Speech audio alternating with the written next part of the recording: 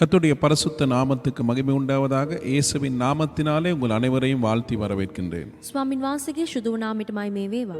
දිව්‍ය යේසුස් වහන්සේගේ නාමයෙන් ඔබ සියලු දෙනාම සුබ පතමින් පිළිගන්නවා. மீண்டும் ஒரு வேத பாடத்தின் ஊடாக ஆன்லைன் மூலமாக உங்களை சந்திப்பதையிட்டு கர்த்தருக்குள்ளே மனமகிழ்ச்சி அடைகிறேன். නැවත වාරයක් ඔන්ලයින් ඔස්සෙන් බයිබල් පාඩමක් තුළ ඔබව අමුවීමට ලැබුණා වූ අවස්ථාවට මම දෙවියන් වහන්සේ තුළ ප්‍රීතිමත් වෙනවා. இந்த நாளில் தேவன் தாமே வார்த்தையினூடாக பேசி எங்களை பலப்படுத்த வல்லமை உள்ளவராய் இருக்கிறார். අද දවසේ දිව්‍යන් වහන්සේ තමාගේ වචනය රැගෙන අප සමග කතා කරමින් අපිව ශක්තිමත් කරන්නට බල සම්පන්නව සිටිනවා. இந்த நாளில் உங்கள் மத்தியிலே மன்னித்தலின் ஆசீர்வாதம் என்ற தலைப்பிலே பேச பரிசுத்த ஆவியானவர் வழி நடத்துகிறார். අද දවසේ ඔබ සමග සමාව දීමේ ආශිර්වාදයේ කුමක්ද කියනා වූ මාතෘකාව යටතේ කතා කරන්නට ආත්මයන් වහන්සේගේ මඟ පෙන්වීම මම ලබාගෙන සිටිනවා.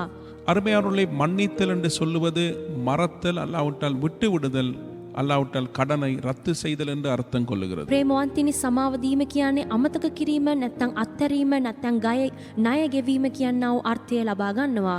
அருமையானவர்களே, நம்முடைய கர்த்தராக இயேசு கிறிஸ்து கல்வாரி சிலுவையிலே லூக்கா 23 அதிகாரம் 34வது வசனத்திலே பிதாவே இவர்களுக்கு மன்னியுங்கள் என்று சொல்லி அவர் ஜெபம் பண்ணுகிறார். ලූක් 23 වන පරිච්ඡේදයේ 34 වන වචනය අනුව අපගේ ස්වාමී වූ යේසුස් වහන්සේ කුරුසයේ පත් වී සිටිනා වූ අවස්ථාවේදී පියාණනි මූන්ට කමාව මැනව මූන් කරන්නේ කුමක්දයි කියා නොදමින් උන් කරනවා කියා උන්ට අපරාධ කළා වූ සියලු දිනාටම සමාව දුන්නා.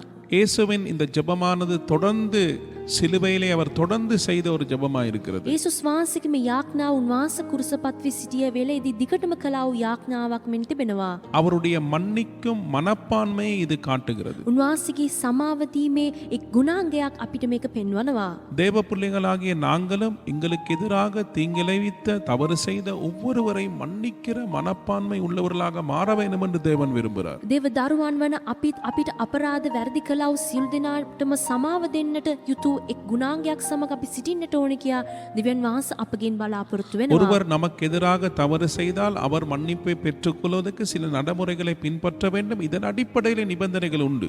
එක්කෙනෙක් වැරද්දක් කරා නම් ඌ සමාව ලබා ගන්නට යම්කිසි කොන්දේසියක් තිබෙනවා. මේ අනුව තමයි අපි ක්‍රියාත්මක කරන්නේ. ஆனால் எப்பொழுதுமே தேவனுடைய பிள்ளை அவர்களை மன்னிக்கவும் அவர்களை ஆசீர்வதிக்கவும் அவர்களுக்கு நன்மை செய்கிற சுபாவம் உள்ளவனாக மாற வேண்டும். එනමුත් හැම විටම දේව දරුවන් වන අපි එක්කෙනෙකුට සමාව දී උන්ව ආශිර්වාද කරන්නා වූ ස්වභාවයක් සමග අපි සිටින්නට ඕන වෙනවා. இந்த உதாரணத்தை தான் இயேசு கிறிஸ்து சிலுவையிலே காண்பித்தார். මේ උදාහරණයක් වශයෙන් තමයි යේසුස් වහන්සේ අපිට කුරුසියේ සිටිනකොටදී මේක எனவே පෙන්වන්නේ. எங்களுக்கு எதிராக செயல்பட்ட மக்களையும் இயேசுவை போல மன்னிக்கிறவர்களாக நாங்கள் இருப்போமாயிருந்தால் நிறைய ஆசீர்வாதங்கள் எங்களுடைய வாழ்க்கையில் நிச்சயம் உண்டாகும். අපිට එරෙහිව ක්‍රියාත්මක කරන්නා වූ සියලු මනුෂ්‍යයන්ව අපි සමාව දෙන විටදී යේසුස් වහන්සේ විසින් අපිට බොහෝ ආශිර්වාද ලබා ගන්නට ඇති වෙනවා. எனவே இந்த நாளிலே மன்னித்தலின் 3 ஆசீர்வாதங்களை உங்களோடு பகிர்ந்து கொள்ள போகிறேன். එම නිසා අද දවසේ සමාව දීමේ ආශිර්වාද තුනක් ඔබ සමග මම කතා කරන්නට සූදානම් යුක්තව සිටිනවා. முதலாவதாக அருமையானவர்களே, நாம் ஒரு ஆசீர்வாதமாக மாறுவதற்கு நாம் பிறரை மன்னிக்க வேண்டும். පළමු කොට එක්තරා ආශිර්වාදයක් ලෙස අපි වෙනස් වෙන්නට අපි අනුන්ට සමාව දෙන්නට ඕන වෙනවා. ஆதியாகமம் 12 அதிகாரம் 2, 3 வசனங்களை நாங்கள் வாசிப்போம். උත්පත්ති 12 වන පරිච්ඡේදයේ 2 3 වචන වලට අපි අහුම්කම් දෙමු. நான் உன்னை பெரிய ஜாதியாக்கி உன்னை ஆசீர்வதித்து உன் பேரை பெருமைப்படுத்துவேன்.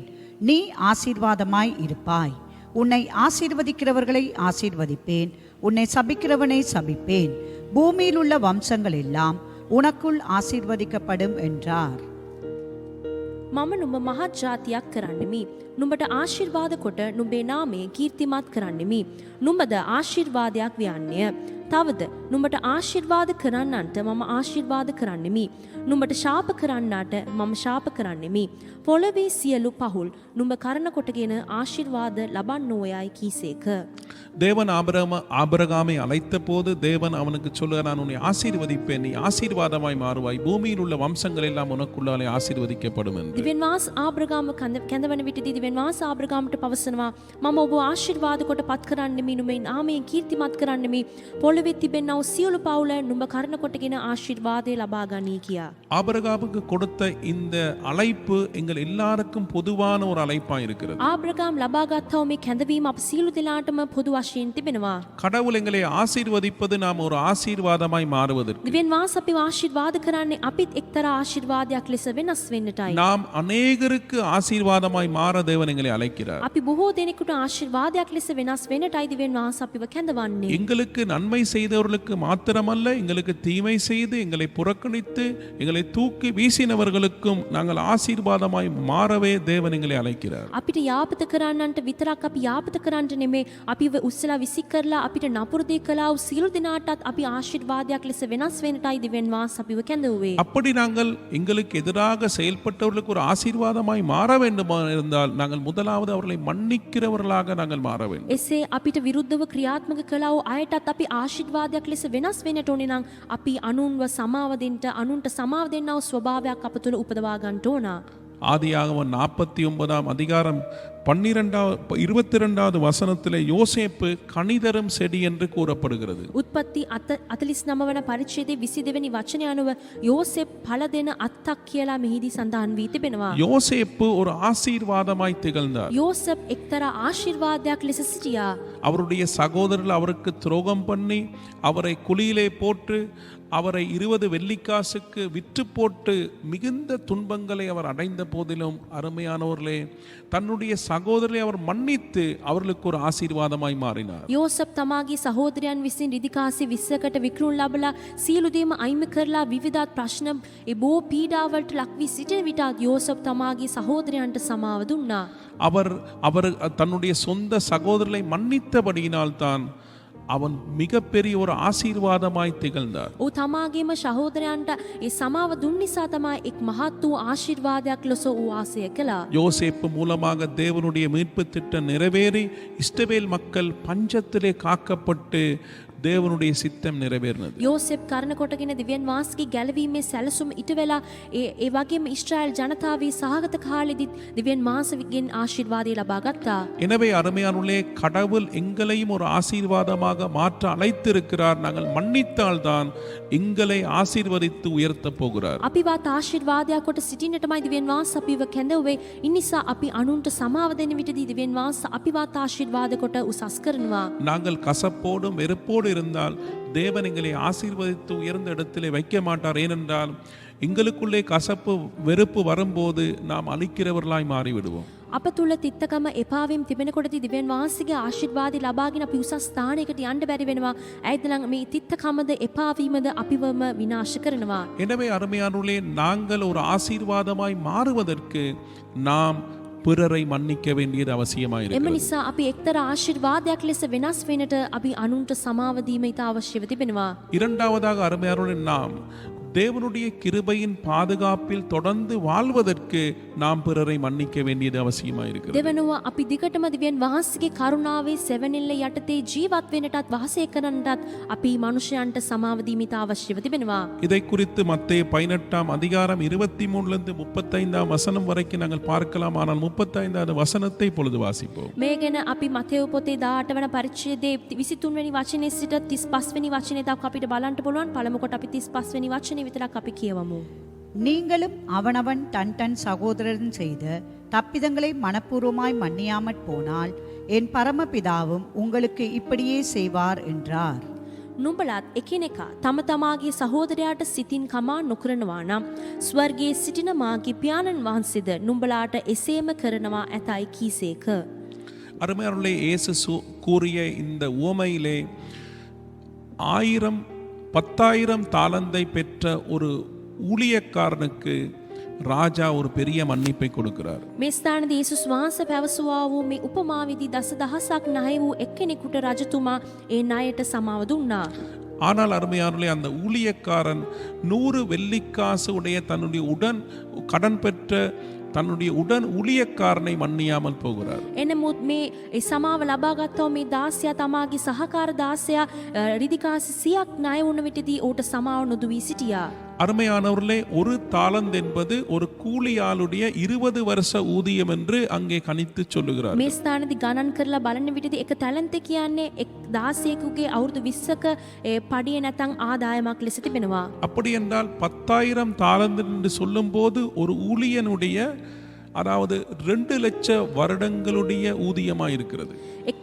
මේ ස්ථානයේදී තලන්ත 10,000ක් කියලා කියනකොටදී එක් 16කුගේ ඔව් ලක්ෂ 2ක් විතර ඔව් වැඩ කරනකොටදී ඌට ලබා ගන්නට යුතු පඩිය නැතන් ආදායමක් ලෙස තිබෙනවා. ஆனால் அருமையானவர்களே, 100 வெள்ளிக்காசு என்பது ஒரு கூலியாளுடைய 4 மாத ஊதியமா இருக்கிறது. එනමුත් ත්‍රිතිකාසි 100ක් කියලා කියනකොටදී 16කුගේ ඒ මාස 4කට නැත්තම් 4කට ඕ අම්බ කරන්නට යුතු පඩියක් මෙන් තිබෙනවා. அருமையானவர்களே, இவ்வளவு பெரிய தொகையான ஒரு மன்னிப்பை பெற்ற இந்த ஊழியக்காரன், ராஜாவோட மன்னிப்பை பெற்ற இந்த ஊழியக்காரன் தன்னோடு இருக்கிற ஊழியக்காரனுக்கு, உடன் ஊழியக்காரனுக்கு மிகவும் குறைந்த ஒரு தொகையை மன்னியாமல் இருக்கிறான். ඉතා මහත් ප්‍රමාණයකින් සිට සමාව ලබා ගත්තා වූ මේ රජතුමාගෙන් සමාව ලබා ගත්තා වූ මේ දාසයා තමාගේ සහකාර දාසයාට ඉතා කුඩා ප්‍රමාණයකට සමාවක් දෙන්නට බැරි වී සිටියා. இதனாலே ராஜாவுக்கு கோபம் வந்து அந்த ஊழியக்காரனுடைய மன்னிப்பை ரத்து செய்து மீண்டும் அவனுக்கு தண்டனையை கொடுக்கிறார். ඉන් නිසා රජතුමා ඒ දාසයාගේ සමාව තල්ලු කරලා ඔහුට නැවත වාරයක් දඬුවම ලබා දුන්නා. அருமையானவர்களே, இதிலிருந்து என்னத்தை கர்த்தர் எங்களோடு பேசுகிறார்? தேவனிடம் நிறைய பெரிய பெரிய மன்னிப்புகளை பெற்றுக்கொண்ட நாங்கள் எங்களுக்கு கீழே இருக்கிற சாதாரண மக்களுடைய சின்ன சின்ன தவறுகளை எல்லாம் நாங்கள் மன்னிக்காமல் போவோமா இருந்தால், அருமையானவர்களே, தேவனுடைய கிருபை எங்களை விட்டு விலகும். මේ සිට දෙවියන් වහන්සේ අප සමග කතා කරන්නේ කුමක්ද නම් දෙවියන් වහන්සේගෙන් සිට මහත් ප්‍රමාණින් සිට සමාවද ඒ දයාවද ලබා ගත්තා වූ අපි අප සමග වැඩ කරන්නා කුඩා මනුෂ්‍යයන්ගෙන් අප සමග වැඩ කරන්නා වූ මනුෂ්‍යයන්ට අපි සමාව දෙන්න නැතුව සිටින විටදී දිගටම දෙවියන් වහන්සේගේ කරුණාව යටතේ අපිට සිටින්නට නොහැකි වෙනවා. இந்த கிறிஸ்தவ வாழ்க்கை என்பது கிருபையிலே ஓடுகிற ஒரு வாழ்க்கை என்பதை நாம் புரிந்து கொள்ள வேண்டும். කිතුණු ජීවිතය කියන්නේ කරුණාව යටතේ සිට අපි දුවන්නා වූ ජීවිතයක් කියන දේ අපි තේරුම් ගැනීම ඉතා අවශ්‍යව තිබෙනවා. நாம் நிர்மூலமாகாது இருப்பது தேவனுடைய சுத்த கிருபை. අපි නොවින ආසව සිටින්න එක දෙවියන් වහන්සේගේ සුදු කරුණාවයි. தேவ கிருபை எங்களை காத்துக்கொள்ள வேண்டால் தொடர்ந்து நாம் எங்களுக்கு எதிராக செயல்படுற மக்களை நாங்கள் மன்னித்து தொடர்ந்து மன்னிப்பை நாங்கள் கடைபிடிக்க வேண்டியது அவசியம். දෙවියන් වහන්සේගේ කරුණාව දිගටම අපගේ ජීවිතයේ ක්‍රියාත්මක කරන්නට ඕනේ නම් අප සමග වැඩ කරන්නා වූ අප අසල සිටින්නා වූ මනුෂ්‍යයන්ට අපි සමාව දීම ඉතා අවශ්‍යව තිබෙනවා. நாங்க பெரிய மன்னிப்பை பெற்று நாங்க மற்றவங்களுக்கு அந்த மன்னிப்பை கொடுக்காமல் போகும்போது, அருமையானவர்களே, தேவ கிருபை எங்களை விட்டு விலகி போய்விடும். அதற்கு பின்பு பல ஆபத்துக்கள், பிரச்சனைகள் எங்களுடைய வாழ்க்கையிலே வர முடியும். මහත් සමාව දෙවියන් වහන්සේගෙන් සිට ලබා ගත්තා වූ අපි අනුන්ටත් ඒ සමාව ලබා දෙන්න ඕනේ. අපි ලබා දෙන්නේ නැතුව සිටින විටදී දෙවියන් වහන්සේගේ කරුණාව අපගෙන් අහක් වෙනවා. ඉන් පසුව අපි මහත් විපත්ති ප්‍රශ්න වලට මුහුණ දෙන්නට ඕන වෙනවා. ஆனால் தேவ கிருபை எங்களோடு இருந்தால் என்ன சவால்கள், என்ன போராட்டங்கள், என்ன பிரச்சனை வந்தாலும் தேவ கிருபை எங்களை காத்துக்கொள்ளும். එනමුත් දෙවියන් වහන්සේගේ කරුණාව අප වෙත තිබෙනකොටදී ඕනෑම ප්‍රශ්නයක් පොරඹදීමක් ආවත් ඒ කරුණාව අපිව ආරක්ෂා කරගනී. எனவே தேவ கிருபையிலே நாங்கள் தொடர்ந்து வாழ்வதற்கு நாங்கள் பிறரை மன்னிக்க வேண்டும். එම නිසා ඒ දෙවියන් වහන්සේගේ කරුණාවේ සෙවණෙල්ලේ අපි දිගටම ජීවත් වෙන්නට වාසය කරන්නට අපි අනුන්ට සමාව දීම අවශ්‍යව තිබෙනවා. மூன்றாவதாக, அருமையானவர்கள், நாங்கள் விடுதலை பெறுவதற்காக நாம் பிறரை மன்னிக்க வேண்டியதா இருக்கிறது. තුන්වෙනුව අපි නිදහස ලබා ගන්න පිණිස අපි අනුන්ට සමාව දෙන්නට ඕන වෙනවා. லூக்கா 6 அதிகாரம் 37வது வசனத்தை நாங்கள் வாசிப்போம். ලූක් 6 වන පරිච්ඡේදයේ 38 වන වචනයට අපි අහුම්කම් දෙමු. மற்றவர்களை குற்றவாளிகள் என்று தீர்க்காதிருங்கள், அப்பொழுது நீங்களும் குற்றவாளிகள் என்று தீர்க்கப்படாதிருப்பீர்கள். மற்றவர்களை ஆக்கினைக்குள்ளாக்கும்படி தீர்க்காதிருங்கள், அப்பொழுது நீங்களும் ஆக்கினைக்குள்ளாக தீர்க்கப்படாதிருப்பீர்கள். விடுதலை பண்ணுங்கள், அப்பொழுது நீங்களும் விடுதலை பண்ணப்படுவீர்கள். විනිශ්චය නොකරන්න, එවිට නුඹලාත් විනිශ්චය කරනු නොලබන්නේය. වරදට පත් නොකරන්න, එවිට නුඹලාත් වරදට පත් කරනු නොලබන්නේය. මුදාහරින්න, එවිට නුඹලාත් මුදාහරිනු ලබන්නෝය. அருமையானவர்களே, நாங்கள் விடுதலை பண்ணுகிற போது எங்களுக்கு கடவுள் விடுதலை கொடுப்பார். අපි මුදා හරින විටදී දිව්‍යන් වහන්සේ අපිට මුදා හැරීමක් ලබා දෙනවා. எங்களுடைய கட்டுப்பாட்டிலே எங்களுக்கு எதிராக செயல்பட்ட மக்களை நாங்கள் மன்னித்து விடுதலை செய்யும் போது கடவுள் எங்களுடைய சிறையிருப்பை திருப்பி எங்களை ஆசீர்வதிப்பார். අප පාලනේ අතුව සිටින්නා වූ මනුෂ්‍යයන්ට අපි සමාව දීලා උන්ව නිදහස් කරන විටදී දිව්‍යන් වහන්සේ අනිවාර්යෙන්ම අපගේ වහල්කමෙන් සිට අපිව මුදා හරිනවා. எங்களுடைய வாழ்க்கையிலே பல பிரச்சனைகள், போராட்டங்கள் இருக்கலாம். அதற்காக நாங்கள் ஜெபித்துக் கொண்டிருக்கலாம். ஆனால் மன்னிக்காமல் தொடர்ந்து கசப்பிலே, வெறுப்பிலே நாங்கள் இருப்போமா இருந்தால் எங்களுக்கு விடுதலை கிடைக்காது என்ற அந்த உண்மையை நாங்கள் புரிந்து கொள்ள வேண்டும். අපිත් අපගේ ජීවිතයේ විවිධ ප්‍රශ්න පොරබැදීම් සමග සිටින්නට පුළුවන්. ඒ වෙනුවෙන් අපි දිගටම යාඥා කරන්නටත් පුළුවන්. එනමුත් පළමු කොට අපි අනුන්ට සමාව දීලා සිටිනකොට දිගටම තිත්තකම එපාවීම් සමග සිටින විටදී අපිට නිදහසක් අපගේ ජීවිතේ ලබා ගන්නට නොහැකි වෙනවා. நாங்கள் மற்ற மனிதர்களை விடுதலை செய்கிற போது தேவனும் எங்களுடைய சிறையிருப்பை திருப்புவார். අපි අනිත් මනුෂ්‍යයන්ව නිදහස් කරලා මුදා හරින විටදී දිව්‍යන් වහන්සේ අපගේ වහල්කමින් සිට අපිව මුදා හැර අපිට නිදහසක් ලබා දෙනවා. யோபு 42ஆம் அதிகாரம் 10வது வசனத்திலே யோபு தன்னுடைய சிநேகிதருக்காக அவன் பரிந்து மன்றாடினார். යෝබ් 42 වන පරිච්ඡේදයේ දාවන වචනය අනුව යෝබ් තමන්ගේ මිත්‍රයන් වෙනුවෙන් ඔය යාඥා කෙරුවා. அருமையானவர்களே, யோபு பல பிரச்சனைகள் போராட்டத்துக்குள்ளே சென்றபோது அவனுடைய நண்பர்கள் அவனை தெளிவாக புரிந்து கொள்ளவில்லை. ප්‍රේමවන්තනි යෝබ් විවිධත් ප්‍රශ්න පොරපදීම් වලට ඇතුළත් වෙන විටදී යෝබ්ගේ මිත්‍රයන් යෝබ්ව අරියාකාරින් තේරුම් ගත්තේ නැහැ. எனவே அவனுடைய வார்த்தையினால் நொந்து போய் உடைக்கப்பட்டு வேதனைகளை அவன் அனுபவித்தான். එම නිසා ඔවුන්ගේ වචන වලින් ඊට වේදනාවටද පත්වී තුවාලට පත්වී ඔහු සිටියා. ஆனால் அருமையானவர்களே, யோபு அவர்களை மன்னித்து அவர்களுக்காக பரிந்து மன்றாடி தேவ இரக்கத்துக்காக ஜெபிக்கிறவனாயிருந்தார். එනමුත් යෝබ් තමන්ගේ මිත්‍රයා නුදේසා යාඥා කළා දිව්‍යන් වහන්සේගෙන් සිට ඔවුන්ට කරුණාව ලබා දෙන පිණිස දිව්‍යන් වහන්සේ ඇතුව ඔහු මෙදිහත් කර යාඥා කෙරුවා. அப்படி யோபு ஜெபித்தபடியினால் தேவன் யோபுடைய சிறையிருப்பை மாற்றினார் என்று வேதம் சொல்லுகிறது. එසේ යෝබ් යාඥා කරන විට දිව්‍යන් වහන්සේ යෝබ්ගේ වහල්කමින් සිට ඕව ඉවත් කෙරුවා කියලා දිව්‍යන් වහන්සේගේ වචනය පවසනවා. தேவன் இரட்டிப்பான ஆசீர்வாதத்தை அவனுக்கு கொடுத்தார். දිව්‍යන් වහන්සේ දෙගුණයෙන් ආශිර්වාද යෝබ්ට ලබා දුන්නා. யோபை மீள கட்டினார். යෝබ්ව නැවත ගොඩ නැගුවා. எங்களுடைய வாழ்க்கையை நாங்கள் மீள கட்டிக்கொள்ள வேண்டுமாயிருந்தால் நாங்கள் மற்றவர்களை மன்னிக்க வேண்டும். අපගේ ජීවිතයත් අපි නැවත ගොඩනගන්නට ඕනේ නම් අපි අනුන්ට සමාව දෙන්නට ඕන වෙනවා. எங்களுடைய வாழ்க்கையில ஒரு மாற்றத்தை கடவுள் கொடுக்க வேண்டும் என்றால் கர்த்தர் சொல்லுகிறார், நீயும் மற்றவங்களை மன்னிச்சாதான் நான் உனக்கு உதவி செய்ய முடியும். අපගේ ජීවිතයේත් එක්තරා වෙනසක් ඇති වෙලා ගොඩනැගීමක් සිදු වෙන්නට ඕනේ නම් අපි අනුන්ට සමාව දෙන්නට ඕනේ කියලා දිව්‍යන් වහන්සේ අපගෙන් බලාපොරොත්තු වෙනවා. கடவுள் எங்களுடைய சிறையிருப்பை மாற்ற வல்லவர். දිව්‍යන් වහන්සේ අපගේ වහල්කම ඉවත් කරන්නට බල எங்க සම්පන්නයි. நிலைமையை மாற்ற வல்லவர். අපගේ තත්ත්වය වෙනස් කරන්නටත් බලවත්ය. ஆனால் நாங்களும் மற்றவங்களை மன்னித்து நாங்க அவங்களுக்காகவும் நாங்க பரிந்து மன்றாடி அவங்களோட விடுதலைக்காக நாங்க ஜெபிக்கும் போது நிச்சயம் எங்களுக்கு விடுதலை கிடைக்கும். අපි අනුන්ට සමාව දීලා ඔවුන්ගේ ආශිර්වාදයේ නිදහස වෙනුවෙන් අපි මෙදිහත් කර දිව්‍යන් වහන්සේගේ පාමුලෙන් යාඥා කරන විටදී අනිවාර්යෙන්ම අපගේ වහල්කමින් සිට අපිට නිදහසක් ලැබෙනවා. கர்த்தர் நிச்சயமா நல்ல முடிவுகளை எங்களுக்கு දිව්‍යන් கொடுப்பார். වහන්සේ සැබවින්ම යාපත් විපාක අපිට ලබා දෙනවා. ஆனா நாங்க மன்னிக்கிற தேவ பிள்ளைகளாக மாற வேண்டும். එනමුත් අපි සමාව දෙන්නව දෙවි දරුවන් ලෙස අපි වෙනස් වෙන්නට ඕන වෙනවා. அதுமாதிரி இதுவரை நாங்கள் மன்னித்தலின் ஆசீர்வாதங்கள் 3ஐ கற்றுக்கொண்டோம். මෙතෙක් අපි සමාව දීමේ ආශිර්වාද කරුණු 3ක් අපි බැලුවා.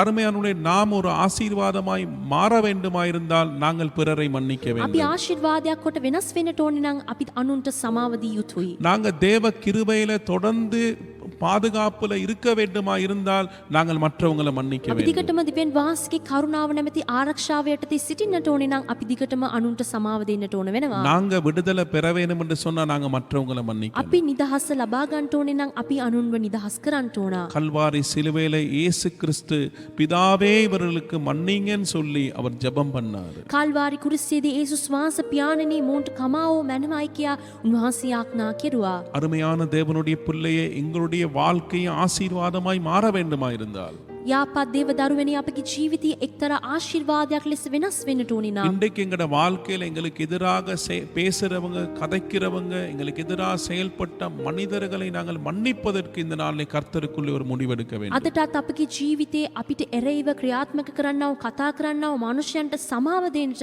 අද දිනේදී අපි එක්තරා තීරණයකට පැමිණෙමු. நாங்க கசப்போடு வெறுப்போடும் சண்டை பண்ணுகிறவர்களாகவும் ஒன்றுக்கொண்டு செய்கிறவர்களாக இருப்போமா இருந்தால் நாங்க ஆசீர்வாதத்தை தொலைச்சி விடுவோம். අපි තිත්තකම එපාවීම් සමග අපි රණ්ඩු කරමින් එකට එකක් කතා කරගෙන සිටිනවා නම් දිව්‍යන් වහන්සේගේ ඒ ආශිර්වාදය අපි අහිමි කර ගන්නවා. எனவே ஒரு விசை கண்களை மூடி தேவ சன்னிதானத்தில் எங்களுடைய வாழ்க்கையை நாங்கள் ஆராய்ந்து பார்ப்போம். එම නිසා එක මොහොතක් අපි ඇස් වසමින් දිව්‍යන් වහන්සේගේ අභියසේදී අපිව අපි විමසා බලමු. நீ ஒரு ஆசீர்வாதமாய் இருக்கிறாய், எனவே நீ மன்னித்தால் தான் கடவுள் உன்னை உயர்த்தி அநேகருக்கு ஆசீர்வாதமாய் உன்னை மாற்ற முடியும். ඔබ එක්තරා ආශිර්වාදයක් ලෙස සිටිනවා. ඔබ සමාව දෙන විට තමයි දිව්‍යන් වහන්සේගේ ආශිර්වාදය ඔබ ලබා ගන්නට පුළුවන්. நீ தேவ கிருபையின் பாதுகாப்பிலே தொடர்ந்து இருந்தால்தான் உனக்கு நல்லது.